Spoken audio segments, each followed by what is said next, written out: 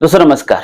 Psychological first aid इस video series में आपका स्वागत है। दोस्तों आज जो हम साइकोलॉजिकल फर्स्ट एड के बारे में समझने वाले हैं उसमें हम कोई भी जब इंसिडेंस या ट्रॉमा होता है तो उस इंसिडेंस के बाद इंसान 4 फेजेस से गुजरता है। तो वो 4 फेजेस कौन से होते हैं उसको हम विस्तार से समझेंगे और उस फेजेस में आपको क्या करना है और क्या नहीं करना है ये आपको पूरे वीडियो में समझना है, क्योंकि उस वक्त हमसे ऐसे कुछ गलतियां हो जाती है जिसकी वजह से उस व्यक्ति के दिमाग में वो ट्रॉमा रजिस्टर हो जाता है। मतलब आप ऐसे कुछ एंकर्स कर देते हो जो अननेसेसरीली उसके डिप्रेशन और एंजाइटी का कारण बनता है।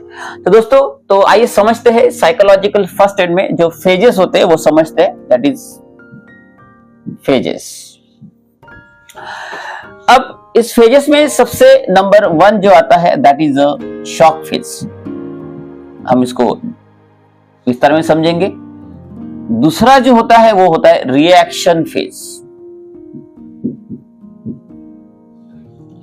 तीसरा होता है दोस्तों प्रोसेसिंग।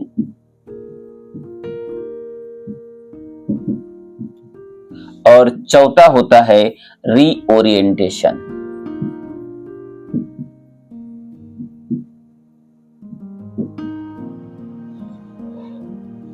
ये 4 फेजेस आज हम समझेंगे इस वीडियो में। तो सबसे पहले शॉक। अब शॉक यानी क्या? देखो दोस्तों कोई भी घटना घटती है तो वो इंसान कुछ समय के लिए शॉक में चला जाता है।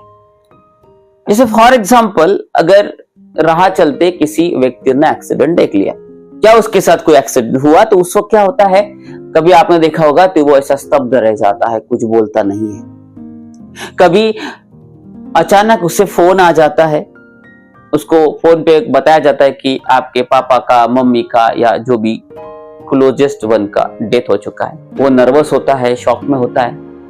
अगर उसके घर वाले उसको पूछते कि भाई क्या हुआ तो वो डिनाई करता है कि नहीं कुछ नहीं, किसी और का फोन था, और जाके कमरे में बैठ जाता है, शांत हो जाता है, दरवाजा बंद कर देता है।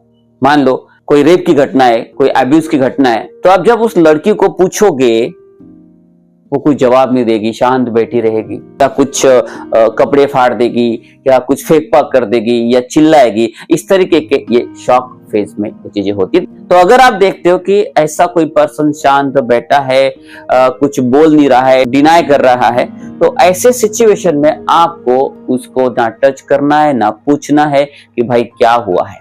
आप उसके अलावा पूछ सकते हैं कि भाई तुझे कुछ चाहिए क्या, भूख लगी क्या, कुछ पानी चाहिए क्या, इस तरीके से आप उसको पूछ सकते हो।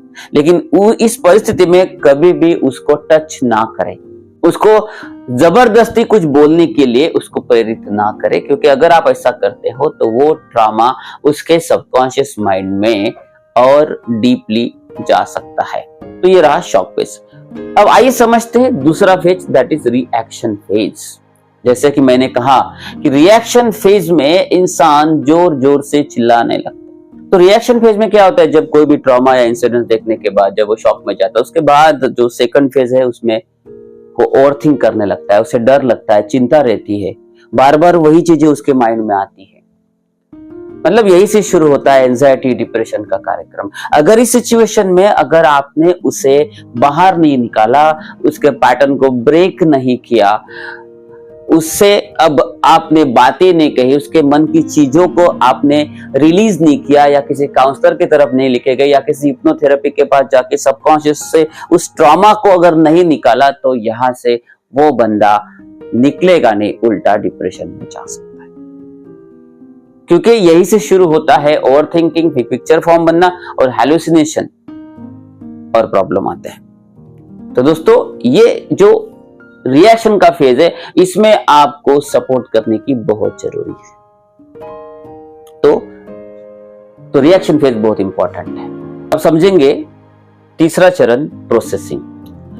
अब रिएक्शन के बाद प्रोसेसिंग मतलब अब अगर आपने प्रॉपर काउंसलिंग किया, अगर वो बंदे को रियलाइज हो गया कि जो भी हुआ है अब उसे एक्सेप्ट करना चाहिए, अगर वो बंदा उस चीजों को एक्सेप्ट करता है या आप उसको हेल्प करते हो, और इस दौरान अगर वो बंदा उस डर से, एंजाइटी से बाहर निकल जाता है तो आगे जाके जिंदगी में वो बाहर निकल सकता है। तो रिएक्शन फेज और प्रोसेसिंग नियर अबाउट जो है दोनों एक दूसरे से मिले हुए हैं। अगर उसने इस सच को मान लिया कि यस ये जो हुआ है इसमें मेरा आर्थिक नुकसान हुआ है या मेरा जो है इमोशनल नुकसान हुआ है, जो भी हुआ है, अगर उसमें उसको रियलाइजेशन हो जाए तो इस प्रोसेसिंग में वो बाहर आ सकता है। अगर वो इस सिचुएशन से अगर जल्दी नहीं बाहर आता है तो आप प्रोसेसिंग फेज में आप और चीजें देखने को मिलेगी आपको। उसमें आप देखोगे कि वो चिड़चिड़ापन ज्यादा करेगा, लोगों से दूर रहेगा, अकेला रहेगा, ज्यादा मिक्स नहीं करेगा।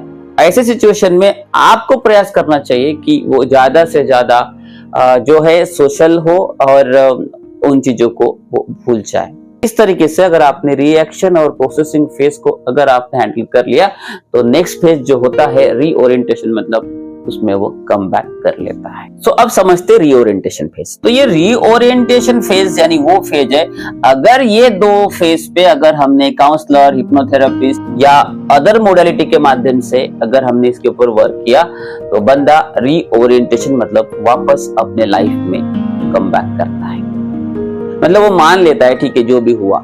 अब इस फेज में उसे वो बातें कभी याद आएगी कभी नहीं आएगी, मतलब कभी पैनिक होगा कभी नहीं होगा, कभी एंशियस होगा कभी नहीं होगा, मतलब चांसेस 50-50 है। लेकिन वो अब ये मान लेता है कि नहीं अब जो भी हुआ हो चुका है और वो अपने लाइफ में कम बैक करता है।